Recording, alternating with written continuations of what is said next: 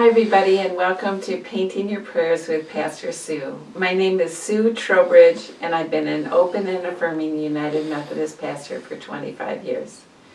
When I was young, I had a friend whose dad would get drunk and cook.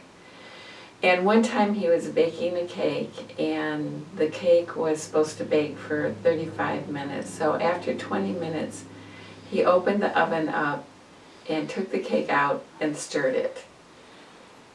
And then he put it back in the oven and let it bake for the rest of the time. So you can imagine that it didn't turn out too well. However, when he put it with some ice cream, his family ate it and thought it was pretty good. Well, I had something like that happen on this painting. This is a painting that I was doing while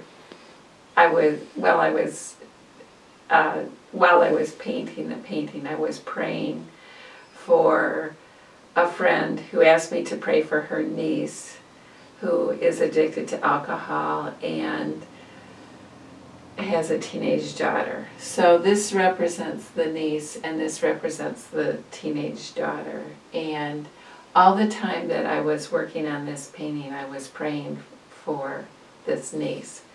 And I'm happy to say that I've been fasting and praying, and I prayed all day on Monday of last week, and then on Wednesday of last week she went into rehab.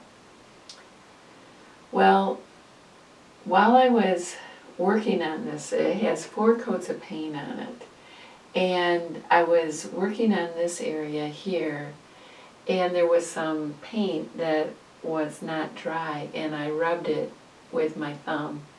And it was kind of like stirring the cake before it was done.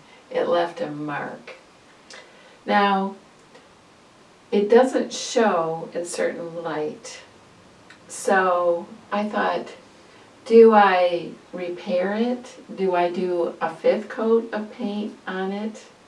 Or do I leave it and say that it's part of the meaning of the painting, that it's messed up in certain light? I could say that, because no one is perfect, and her healing,